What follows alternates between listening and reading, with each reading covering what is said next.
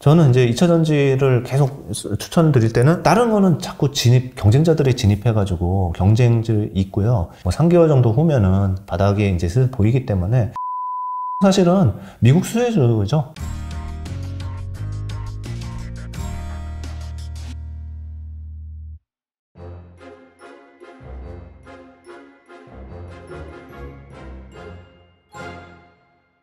그리고 2차 전지 여기가 정말 이 코로나 이후부터 계속해서 좋아요.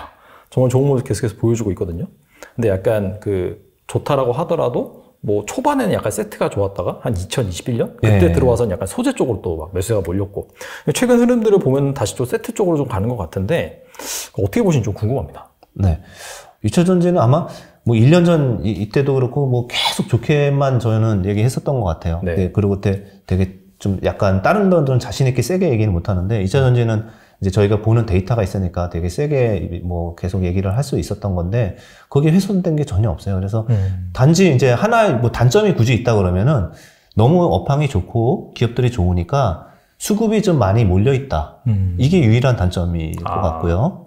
그래서 예를 들어서 반도체 바닥 찍었대 이러면은 뭔가 먹은 거 가지고 팔아가지고 넘어가야 되잖아요. 그렇죠. 네, 그때 잠깐 피해 볼 수 있어요. 네, 근데 장기 투자자들한테는 그때 빠지면은 또 사도 되게 좋은 섹터인 게 모든 섹터는 이 사이클을 그리잖아요. 산업 사이클을.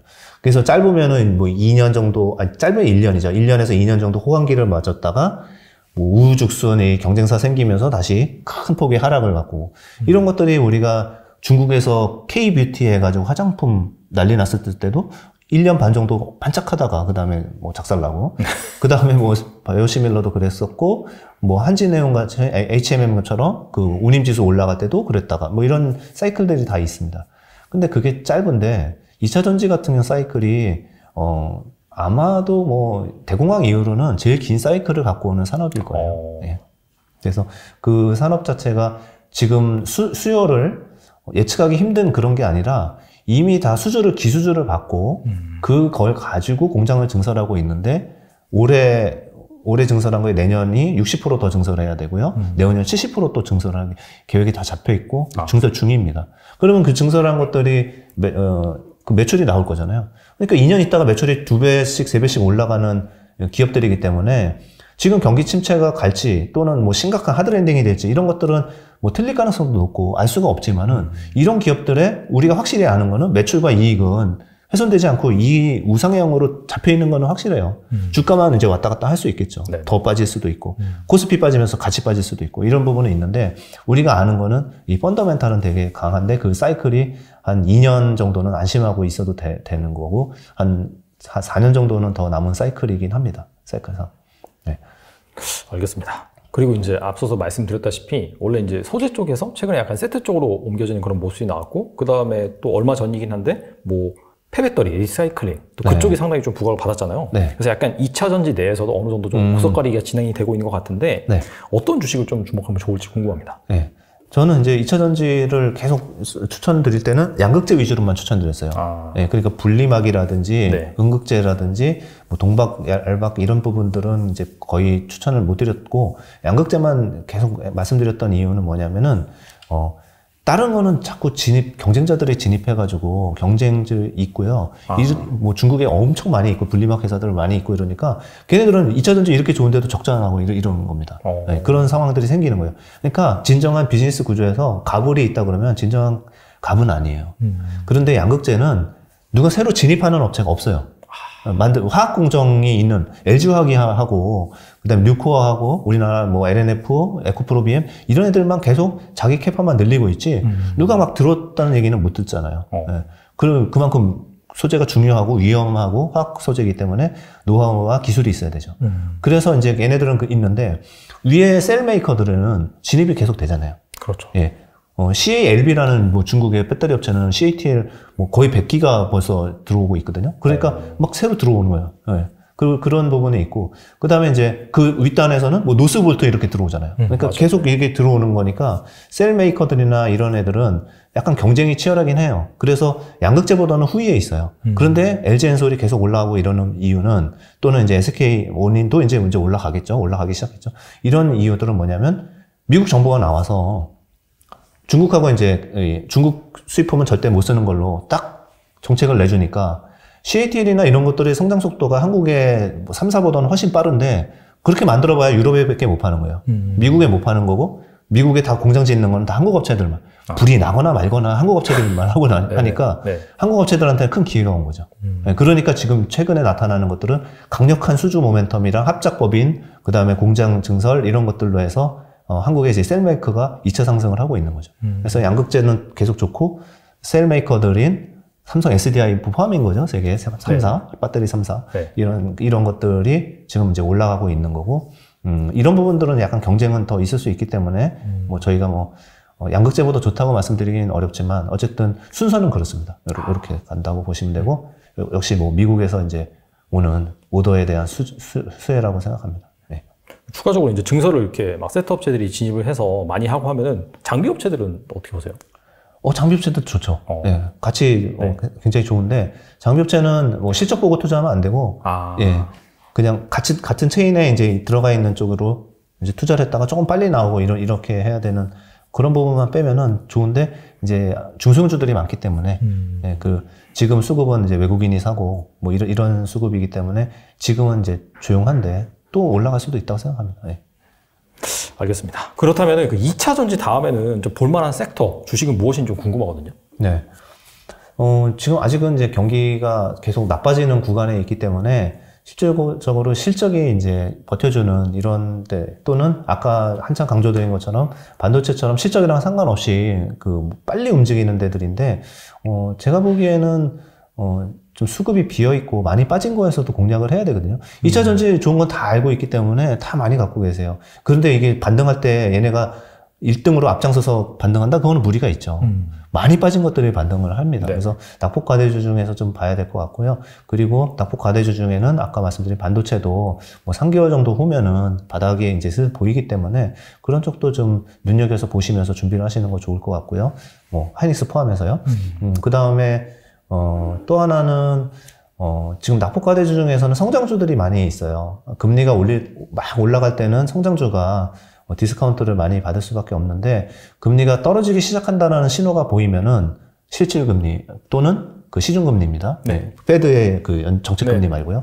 이게 이제 떨어지기 시작한다 그러면은 성장주들이 발판을 잡고 올라오기 시작할 거예요. 그래서 그런데 이제 사실은 여기서 뭐 우리가 인터넷 종목 삽시다 이렇게 말을 하기는 지금은 좀 어려워요. 저도 되게 그렇죠. 어려워요. 그렇죠. 예. 그렇죠. 네. 너무 많이 빠져 있는데도 지금 당장은 왜냐하면은 두 가지인데 하나는 밸류에이션 때문에 다친 것도 있는데 성장률도 떨어졌어요. 그러니까 작년에는 뭐 재작년에 코로나로 해서 뭐 인터넷을 할 시간도 많았잖아요. 뭐 다양한 뭐 무비도 보고 뭐 인터넷으로 뭐도 하고 뭐 하는데 이제 그런 성장률 자체가 원래 30-40%대 유지하다가 올해 들어와가지고 20-20%대로 다 떨어졌기 때문에 광고도 당연히 줄고 이러니까 밸류를 예를 들어 코스피는 10배 주었으면은 30-40% 상승할 때는 뭐 40배 줘도 되는데 뭐 코스피보다 별로 상승이 없네? 코스피의 기업들보다? 이렇게 되면은 뭐 15배, 20배밖에 못 주는 거거든요. 그렇죠. 이제 그걸로 해서 와장창 이제 무너진 거라서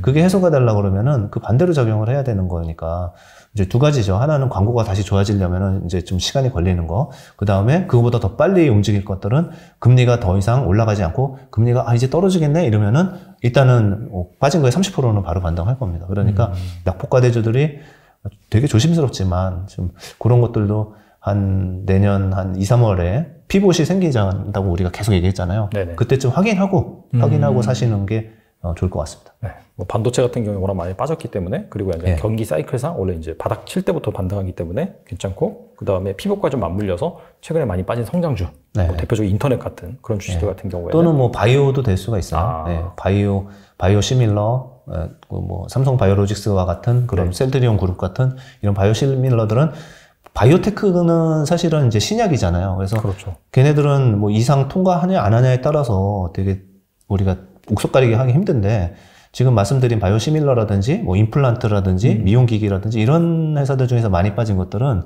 거기는 실적이 나와요. 차곡차곡 나와요. 그러니까 거기는 그것 때문에 많이 빠진 거면은 괜찮죠. 네. 그래서 성장주 중에는 뭐 그 정도를 생각해 볼 수 있을 것 같습니다. 약간 미용과 관련된 의료기기 만드는 업체들은 수출이 상당히 잘 나오더라고요. 최근에 그 데이터를 봐도 확실히. 네. 아무래도 뭐 임플란트도 주가 왔다 갔다 하지만 이게 이제 나이가 먹어서 이빨이 아프면은 그 사치제는 뭐 경기 나쁘면 안 사고 이런데 맞아요. 네. 네, 그런 것들은 이제 어떻게 보면 필수적으로 필요한 부분이죠. 네, 그러니까 뭐 마찬가지로 바이오시밀러도 마찬가지죠. 의약품이니까 아프면 먹어야 되는 거니까 네, 그런 것 같습니다. 바이오시밀러는 주가가 오히려 오른 것 같더라고요. 최근에 거의 뭐 시장과 상관없이 쭉 잘 가는. 셀트리온 물론 이제 많이 빠졌다가 반등하고 있는데 네네. 삼성바이오로직스는 뭐 그냥 계속해서 잘 가더라고요. 보니까. 네, 그게 이제 그것도 증설 때문에 그래요. 4공장, 5공장 이렇게 증설을 하는데 계속 오더는 오죠. 삼성바이오로직스도 사실은 미국 수혜주죠. 왜냐면은 세계 바이오시밀러 CMO라고 부르잖아요. 네네. 그 원재료로 해서 약을 만들어주는 원료 약품을 공급해주는 CMO인데 중국이 세계의 50%를 차지하고 있어요, 마켓이. 그래서 유럽, 미국의 제약사들이 중국에서 CMO를 많이 해서 갖다 쓰거든요. 가격이 좀 싸서 그런가요, 그러면 좀? 네, 그렇죠. 그러니까 걔네들은 규모의 경제도 있고, 중국에서 만들면 싸니까 네. 그렇게 하는데, 지금은 이제 얘기가 달라지잖아요.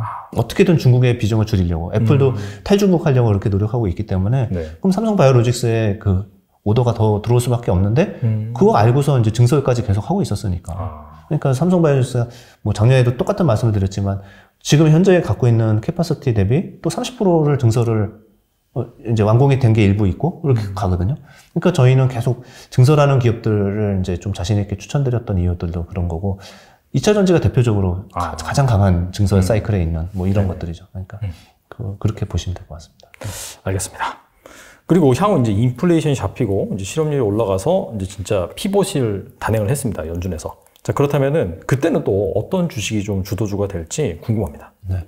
되게 좋은 질문이신 것 같아요. 왜냐면은 이게 이제 답을 끌어내시는 건데 이제 저도 그런 고민을 하거든요.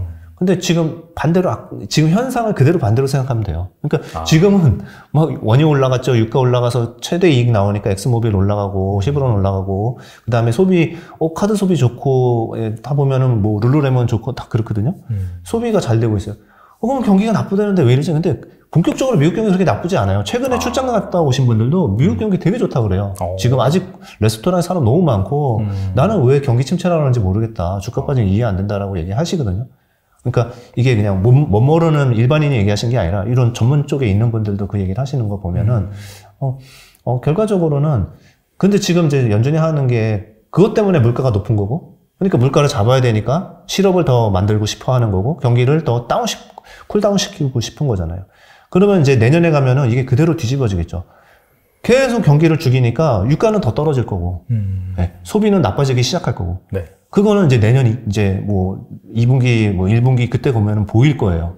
그러면은 거기에 몰려있던 지금 돈이 엑스모빌 신고가 난 게 계속 있을까요? 저는 그렇게 생각 안 하고, 그때 가면은 경기가 또 나빠지니까 피봇하고 어떤 진작책을 내면은 그때는 희소하고 성장이 있는 그런 쪽으로 다시 돈이 몰릴 거예요. 그래서 지금이랑 이렇게 반대로 가는 흐름이 있을 수 있어요. 네, 내년 언제가 될지 모르겠지만 어쨌든 피봇이 돼서 이렇게 되면은 경기 나쁘죠? 이러면은 또 이렇게 찾아요.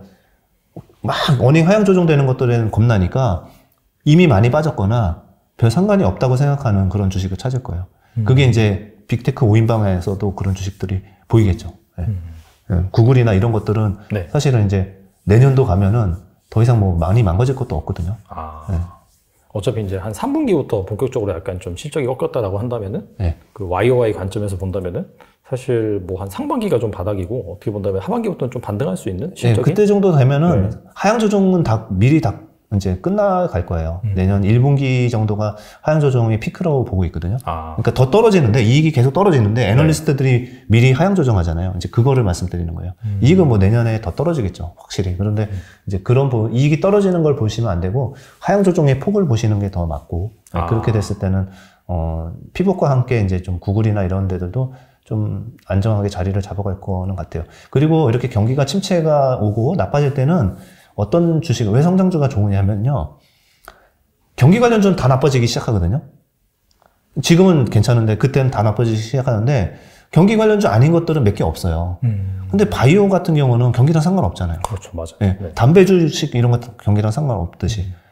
그리고 성장주 중에 뭐 구글, 유튜브, 뭐 인스타그램 이런 것들도 크게 경기랑은 상관이 없어요. 그러니까 이제 그때 가면은 그런 희소한 주식들을 사게 됐는데 몇 개 없거든요.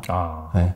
그러니까 우리나라의 경기 민감주가 거의 70%고 그렇죠. 나머지가 얼마 없잖아요. 근데 그걸로 다 이제 피해서 돈을 몰리기 때문에 그때 가면은 그런 효과, 수급 효과도 좀 있다라는 거죠. 네. 그때 가면 또 많이 빠지기도 했을 테고. 그렇죠? 네. 그리고 뭐 바이오 신약이 있는데 이제 바이오 같은 거 경기 나쁘다고 뭐 어닝 보지는 않잖아요.